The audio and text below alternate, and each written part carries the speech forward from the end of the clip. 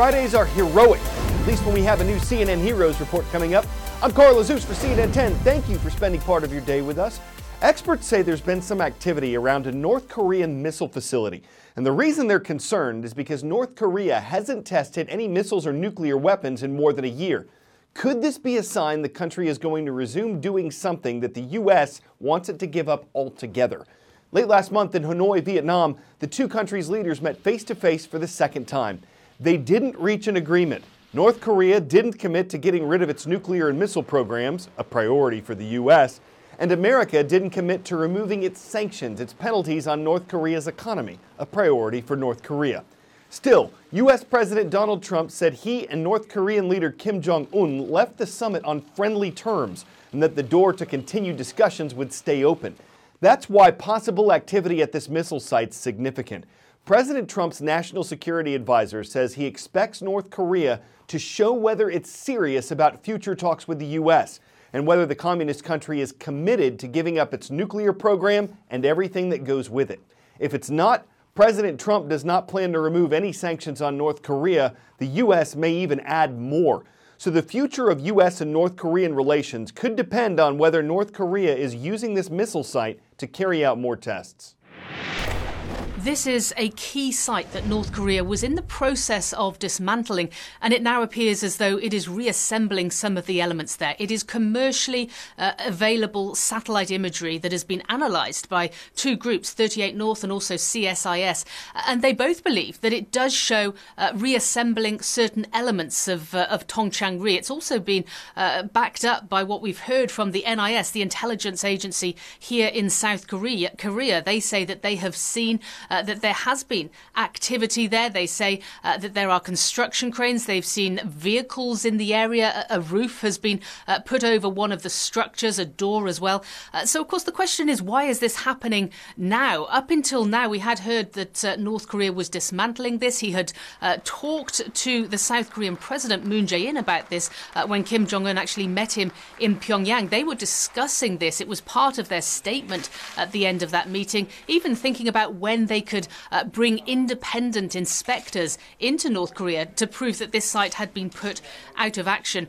Now, the date is key. What we know from 38 North is that these satellite images are from between February 16th and March the 2nd.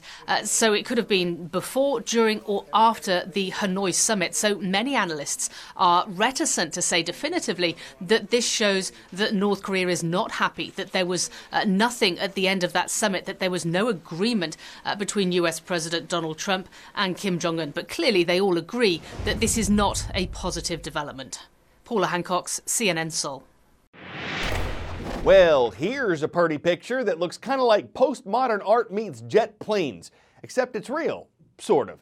This is a depiction of supersonic jets breaking the sound barrier. To create the image, NASA used advanced photo technology, the kind it says allowed researchers to visualize the sound waves around the aircraft. How did they get the shot? A plane with a special imaging system flew directly above two T-38 jets, and at the very moment they broke the sound barrier, it took the picture. Okay, kind of cool, but so what? Well, NASA says this is the first time that's ever been done, that it'll help scientists better understand shock waves, and that it could possibly help future jets be designed to break the sound barrier without creating the loud sonic boom. 10-second trivia. Which of these video game systems was released the most recently? Sega Genesis, Super Nintendo, Game Boy, or Commodore 64? The Super Nintendo made its US debut in 1991, making it the last system on this list to be released. There's a new CNN hero we're introducing today. His name is Zach Weigel. He says that when he was in first or second grade, he got a Super Nintendo, and he jokes that from his parents' perspective, it was all downhill from there. But as he got older, Zach found a way to use video games to connect with and help children in hospitals. That was the beginning of Gamers Outreach. I always feel like there are these negative stereotypes around games and gaming culture. Sometimes people believe that video games are corrupting the minds of America's youth. So I kind of feel more like a rebel than a do-gooder. What's up, Grant? Do you have a list of favorite video games? I usually play the Lego E-games. The Lego games? Video games are an incredible tool for helping kids find a source of fun and relief during really stressful and difficult times. Yes, I'm the Hulk. Oh, Sick dodge. We wanted to create sort of a portable video game kiosk that the healthcare staff could use to make sure games were easy to move around. We started calling these things go-karts. So the go-kart's loaded up right now. Each unit is equipped with a console, a monitor, an assortment of games, controllers, and they actually also move up and down. It's time for the next chapter. Ready to play? They're intimidated by any kind of bandages that they have or any poles that might be attached to them. They forget about that and they just focus on the game, and then they start talking to each other. You can press B and it does like a secret move or something. I think I used it to smash the big laser just then. Yeah, you did. We started recruiting video game enthusiasts to actually come into the hospital environment. So they'll play games with kids, they help solve minor tech support issues. Do you want to do some virtual reality today? The kind of disease I have is a pediatric cancer. It's going on 3 years that I've been a patient. I started off with doing chemo, and then chemo with an antibody therapy, surgery, and then a bone marrow transplant, and then radiation twice. Hey, what's up? Hey, what's up, Blake? How's it going? Oh, you guys just started. Is this the Avengers one? To people who think that games are just games, there's so much more than that. Nah, you was trying to set me up. You don't have to talk about me being sick. We can play the game, because that's way more cool than having to talk about me being sick. You rescued the cat. Oh, well. We've seen anxiety go down. Prescription painkillers are being used less. Even doctors are sometimes now prescribing video game time as part of the patient's treatment. We defeated him. Got it. Teamwork. We literally started the organization in my parents' basement. We had never really envisioned this becoming a nationwide program or even a global program, but as soon as we delivered this unit, they loved it, and it led to us getting requests to build more.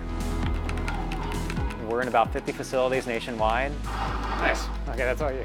You had talked to me a decade ago. I don't think I would have ever seen myself building video game carts. Maybe that's part of the story. There is no sort of perfect, ideal, person to be doing this, right?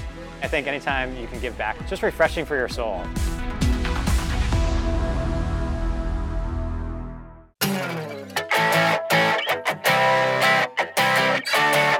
For today's 10 out of 10 segment, we're taking you to Snow Maze. But Carl, don't you mean Snow Mass? No, I mean this.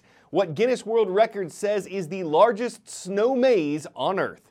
It sits on a cornfield in Manitoba, Canada. Its walls are 6.5 feet tall and 2 feet thick, and they're made of artificial snow, which is apparently stronger than the real thing. It took a farmer and his staff 6 weeks and more than $42,000 to put it together.